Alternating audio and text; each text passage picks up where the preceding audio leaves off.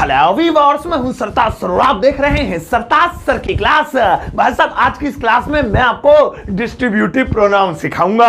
अब तुम्हें यह बताओ कि डिस्ट्रीब्यूटिव प्रोनाउन क्या होते हैं। अरे वही each one, every one, no one, चार मन, पांच मन, जो भी है मन की बात वो मैं आपको सिखाऊंगा।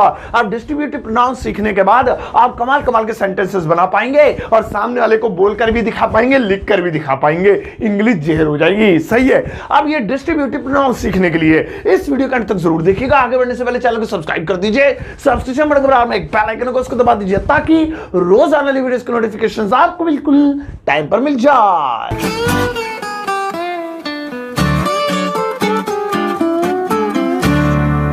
गाइस, आगे बढ़ने से पहले मैं आपको एक कमाल की किताब के बारे में बताना चाहूंगा जिसका नाम है the unparalleled road map handbook to get your dream job by Uday Santhalia. हम सबकी जिंदगी में इंटरव्यूज कभी ना कभी जरूर आते हैं। एक अच्छी नौकरी पाने के लिए एक इंटरव्यू तो क्रैक करना ही पड़ता है, लेकिन बहुत कम लोग इंटरव्यूज क्रैक कर पाते हैं। इस किताब के जरिए आप जान पाएंगे कि इंटरव्यूज की तैयारी कैसे की जाती है, इंटरव्यूज क्रैक कैसे किया जाता है, एक रिज्यूमे या सीवी तैयार कैसे किया जाता है। इस किताब की बदौलत आप किसी भी तरह के इंटरव्यूज को क्रैक कर पा सकते हैं अपनी ड्रीम जॉब। यह है the unparalleled road map handbook to get your dream job by Uday Santhalia. इस किताब को खास तौर पर डिजाइन किया गया है किसी भी तरह के इंटरव्यूज को क्रैक करने के लिए। इसमें दी गई है टिप्स एंड ट्रिक्स और बताई गई है हर वो छोटी से छोटी बात जिसकी वजह से कैंडिडेट्स इंटरव्यूज क्रैक नहीं कर पाते हैं और बाहर हो जाते हैं। इस किताब के ऑथर ने अपना पूरा एक्सपीरियंस शेयर करते हुए हर एक वो ट्रिक बताई है जिसके जरिए आपके इंटरव्यू देने के स्किल्स एकदम शार्प हो जाएंगे। इस बुक के अंदर जिसका नाम है the unparalleled road map handbook to get your dream job by Uday Santhalia, इसकी खास बात यह है कि इसके अंदर आपको सीवी यानी कि रिज्यूमे बनाने की टिप्स एंड ट्रिक्स दी गई है। बताया गया है कि एक अच्छा रिज्यूमे यानी कि एक अच्छा सीवी किस तरह से तैयार किया जाता है,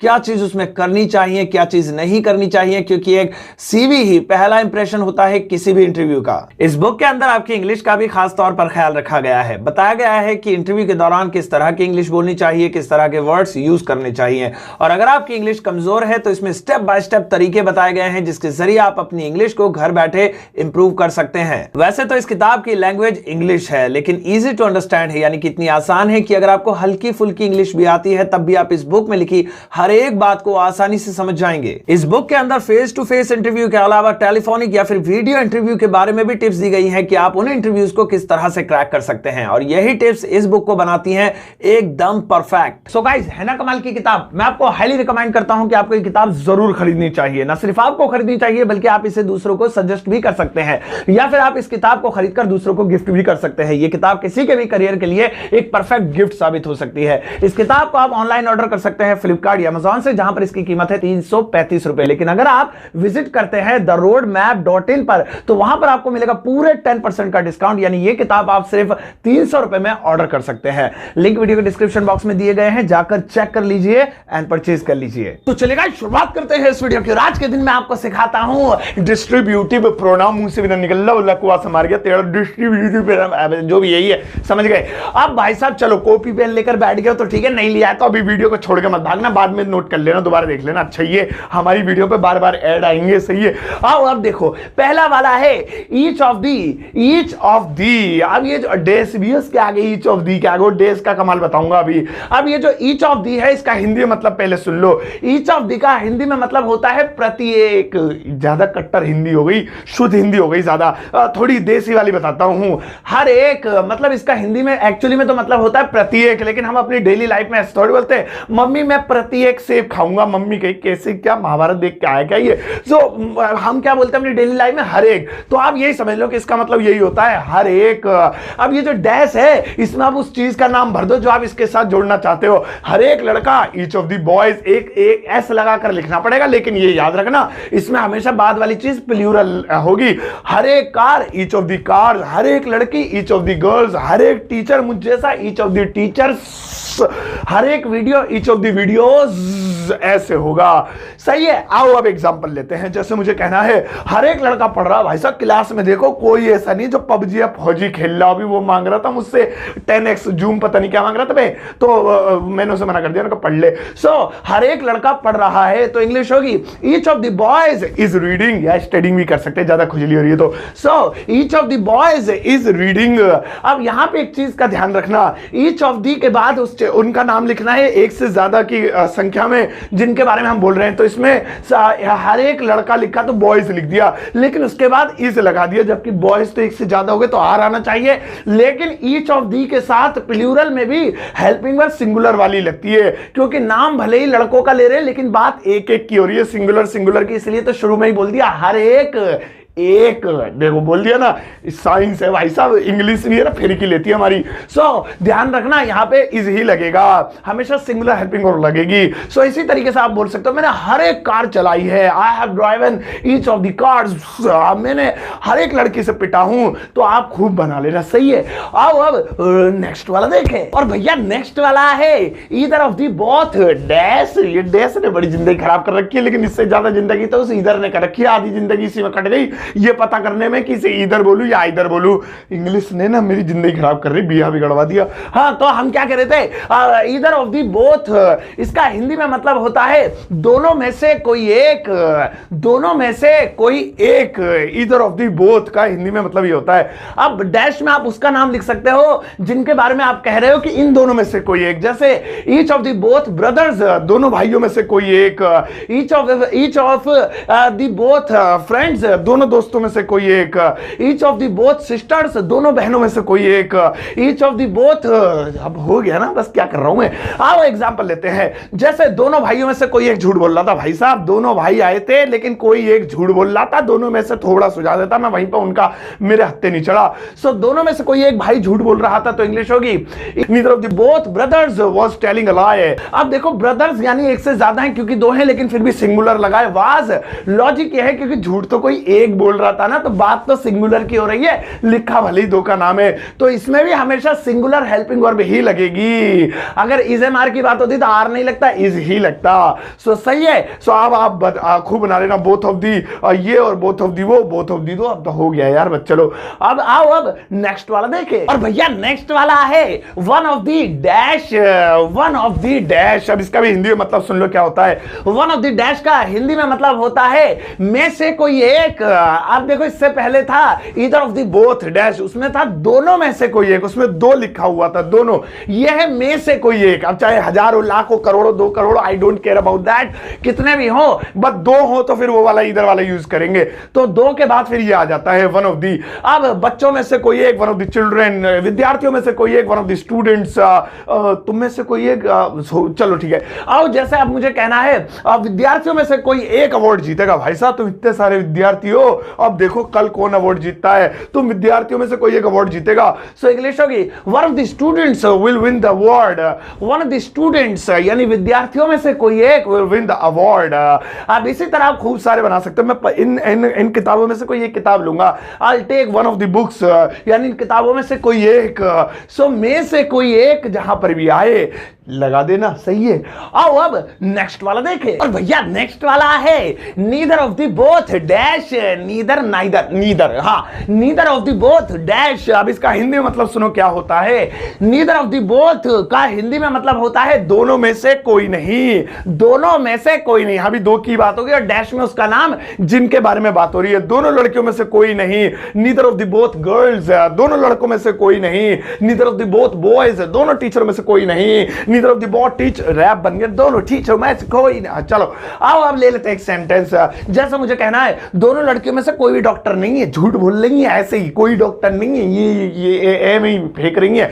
सो दोनों लड़कियों में से कोई भी डॉक्टर नहीं है, तो इंग्लिश होगी neither of the both girls is doctor. Neither of the both girls, अब लड़कियां एक से ज्यादा हैं क्योंकि दो हैं तो गर्ल में एस लगाना पड़ा, लेकिन बात एक ही की हो रही है कि एक भी डॉक्टर नहीं है। याद ना तो ये ना वो, कोई एक की बात हो रही है, तो कोई एक डॉक्टर नहीं है, तो इसमें इंग्लिश होगी neither of the both girls is a doctor. इनमें से कोई एक लड़की जो है वो डॉक्टर नहीं है, तो सही है। आओ अब नेक्स्ट वाला देखें, और भैया नेक्स्ट वाला है नॉन ऑफ दी। वैसे इसे नन ऑफ दी बोलते हैं, मैं देसी भाषा बोलता हूं तो नॉन ऑफ दी बोल दिया मैंने, नॉन वैसा। सो नन ऑफ दी, अब इसके बाद भी डैश है। नन ऑफ दी का हिंदी में मतलब होता है में से कोई नहीं। अब इससे पहले था नीदर ऑफ दी बोथ, मतलब दोनों में से कोई नहीं। इसमें दो के अलावा कितने भी हो, 2 लाख 3,50,60 में से कोई नहीं। जैसे नन ऑफ द बॉयज, लड़कों में से कोई नहीं, नन ऑफ द मैन, आदमियों में से कोई नहीं, नन ऑफ द वुमेन, औरतों में से कोई नहीं, नन ऑफ द गर्ल्स, लड़कियों में से कोई नहीं, नन ऑफ द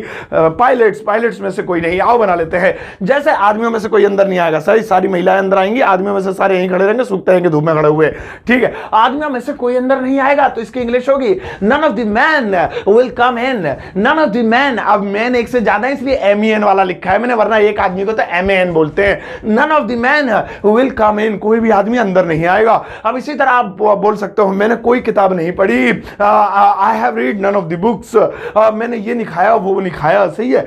आओ अब नेक्स्ट वाला देखें, और भैया नेक्स्ट वाला है एनीवन ऑफ। अब इसके बाद देखो क्या लिखा है, यू भी लिखा है, देम भी लिखा है, अस भी लिखा है, लेकिन मैं पहले आपको एनीवन ऑफ की हिंदी बता देता हूं। एनीवन ऑफ का हिंदी मतलब होता है में से कोई एक, में से कोई एक। अब अगर इसमें यू जोड़ दो एनीवन ऑफ यू, तुम में से कोई एक, देम जोड़ दो एनीवन ऑफ देम, उनमें से कोई एक, अस जोड़ दो एनीवन ऑफ अस, हम में से कोई एक, एनीवन ऑफ यू तुम में से कोई एक, एनीवन ऑफ देम उनमें से कोई एक, एनीवन ऑफ अस हम में से कोई एक। अब मैं तुम में वाला बना देता हूं, हम में वाला खुद ही बना लेना। अब जैसे मुझे बोलना है तुम में से कोई एक यहां बैठ सकता है और कोई नहीं बैठेगा, ठीक है, बाकी सब खड़े रहेंगे, तुम जितने भी हो ना, तुम में से कोई एक बैठ सकता है। So anyone of you can sit here, anyone कोई एक ही कैन सिट हियर, तुम में से यहां बैठ सकता है। अब हम में से कोई एक बैठ सकता है, एनीवन ऑफ अस हो जाता, उनमें से कोई एक होता तो एनीवन ऑफ देम हो जाता। तो आप खूब बनाओ, उनमें से कोई एक झूठ बोल रहा है भैया, anyone of them is telling a lie, तुम में से कोई एक बहुत बड़ा झूठा है, एनीवन ऑफ यू हम में से कोई एक जाएगा वहां पे, देख लड़के आएंगे, एनीवन ऑफ अस। सो आप इनमें से कोई सा भी लगा देना, यूज कर लेना, मजेदार है। आओ अब नेक्स्ट वाला देखें, और भैया नेक्स्ट वाला है all of the dash, all of the dash. इस डैश में क्या बनना बाद में बताऊंगा, पहले ऑल ऑफ दी का हिंदी मतलब समझो। ऑल ऑफ दी का हिंदी मतलब होता है सारे के सारे, सारे के सारे। अब डैश में भर दो जिनके बारे में बोल रहे हो, ऑल ऑफ द बॉयज सारे के सारे लड़के, ऑल ऑफ द गर्ल्स सारी की सारी लड़कियां, ऑल ऑफ द पॉलिटिशियंस सारे के सारे नेता, ऑल ऑफ द टीचर्स सारे के सारे teachers, all of the videos सारी की सारी वीडियो, समझ गए होंगे। अब जैसे मुझे कहना है सारे के सारे नेता झूठ बोल रहे, भाई साहब कोई सच नहीं बोल रहा, सारे के सारे नेता झूठ बोल रहे हैं। सो सेंटेंस यही है, कभी दिल पे ले लो। सो सारे के सारे नेता झूठ बोल रहे हैं, all of the politicians are telling a lie, all of the politicians, leaders भी कर सकता है, लीडर भी कर सकते हो, मुझे पता है तुम ज्यादा उछल रहे हो। All of the leaders, all of the politicians are telling a lie, वो झूठ बोल रहे हैं। अब आप खूब सारे बनाओ, सारी की सारी किताबें मैंने खरीद ली, all of the books I have purchased, मैंने सारी की सारी फिल्में देखी हैं, I have watched all of the movies, मैं सारे के सारे सेब खा जाऊंगा, I will eat all of the apples. तुम सारी की सारी वीडियो को लाइक कर देना please, like all of the videos. Okay, आओ अब नेक्स्ट वाला देखें, और भैया नेक्स्ट वाला है both of the dash, both of the dash. अब डैश में क्या भरेंगे बाद में, पहले सुनो बोथ ऑफ दी का हिंदी मतलब। बोथ ऑफ दी का हिंदी मतलब होता है दोनों के दोनों, दोनों के दोनों। अब डैश में भर दो जिनके बारे में बात हो रही है, बोथ ऑफ द ब्रदर्स दोनों के दोनों भाई, बोथ ऑफ द टीचर्स दोनों के दोनों teachers, both of the girls दोनों की दोनों लड़कियां, बोथ ऑफ द बुक्स दोनों की दोनों किताबें, बोथ ऑफ द एप्पल दोनों के दोनों सेब। बहुत हो गया। अब जैसे मुझे कहना दोनों के दोनों भाई कुएं में गिर गए, यार बहुत बुरा हुआ, पानी भरने गए थे, अब दोनों के दोनों भाई कुएं में गिर गए, तो इंग्लिश होगी both of the brothers fail into the well. Both of the brothers दोनों के दोनों भाई फेल हो गए, सॉरी नहीं, फेल फॉल की सेकंड फॉर्म, गिर गए इनटू द वेल, कुएं के अंदर, वेल माने कुआं। सो सही, इस तरह से अब आप खूब बनाओ। मैंने दोनों की दोनों फिल्में देखी, मैं दोनों के दोनों भाइयों से मिलूंगा, मैं दोनों के दोनों को पीट दूंगा पकड़ के। अब बस तो देखा आपने, डिस्ट्रीब्यूटिव प्रोनाउन इन्हें कहते हैं। कुछ और भी होते हैं कमाल के, लेकिन ये मेन होते हैं। अब आपके लिए छोटा सा यू वर्क यानी होमवर्क लगाओ मैडम झटका मार के। ओह थैंक यू, ये रहे भैया आपका यू वर्क। 3 सेंटेंसेस से ज्यादा नहीं देता हूं, इन तीनों को आपको इंग्लिश में ट्रांसलेट करना है और इस वीडियो कमेंट बॉक्स में चेप देना है। यूज वही करने जो मैंने आज आपको डिस्ट्रीब्यूटिव प्रोनाउन सिखाए हैं, उन्हीं का इस्तेमाल करते हुए करना है। आप इस वीडियो कमेंट बॉक्स में जाकर चेप देना, मैं अपना हर्ट दूंगा, आते जाते सभी एक दूसरे का होमवर्क भी चेक कर देंगे।